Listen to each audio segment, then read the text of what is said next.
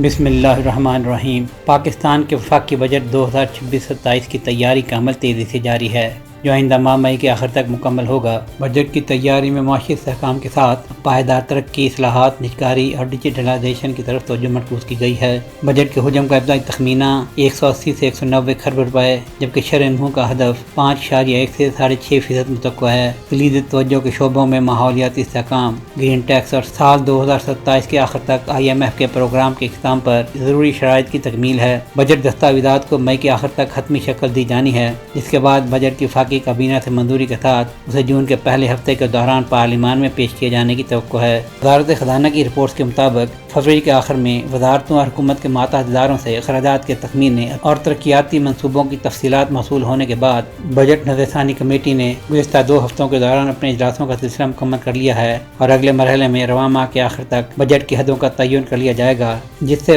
Budget دستاویزات کی تیاری کا عمل مکمل ہو جائے گا۔ اسی دوران سالانہ پلان کوآرڈینیشن کمیٹی APCC کا اجلاس مئی 2026 کے پہلے ہفتے میں اور اس کے بعد دوسرے ہفتے میں قومی اقتصادی کونسل NEC کا اجلاس ہوگا۔ فائنانس ڈویژن کے ذرائع کا کہنا ہے کہ آئندہ مالی سال 2026-27 کے بجٹ کی تجاویز کی تیاری کے ساتھ اب پارلیمانی منظوری کے بغیر کسی بھی قسم کی اضافی گرانٹس کے اجرا پر مکمل پابندی عائد کر دی گئی ہے، تاکہ مالی نظم و ضبط کو یقینی بنایا جا سکے۔ حکومت نے IMF کے ساتھ طے شدہ شرائط کے تحت ملکی بجٹ سازی کے عمل میں وسیع تر اصلاحات لانے پر عمل درآمد شروع کر دیا ہے۔ یہی نہیں، حکومت نے IMF کو یقین دہانی کرائی ہے کہ حکومتی اخراجات اور بجٹ کے اہداف میں ہم آہنگی پیدا کی جائے گی۔ اس نئی حکمت عملی کا مقصد بین الاقوامی مالیاتی اداروں اور سرمایہ کاروں کا اعتماد بحال کرنا ہے، تاکہ ملکی معیشت کو پائیدار بنیادوں پر استوار کیا جا سکے۔ اب عالمی مالیاتی فنڈ کا ایک خصوصی وفد جلد پاکستان پہنچ کر بجٹ دستاویزات کا جائزہ لے گا۔ آئندہ مالی سال 2026-27 میں مختلف مدات کے لیے مختص کی جانے والی رقمات کے حوالے سے وزارت خزانہ کے ذرائع کا کہنا تھا کہ ملکی دفاع حسب سابق سب سے اہم ہے۔ ملکی مشرقی اور مغربی سرحدوں کی ابتدائی صورتحال کو دیکھتے ہوئے ایک مرتبہ پھر دفاع کے لیے 25 خرب روپے سے زیادہ رقم رکھی جائے گی۔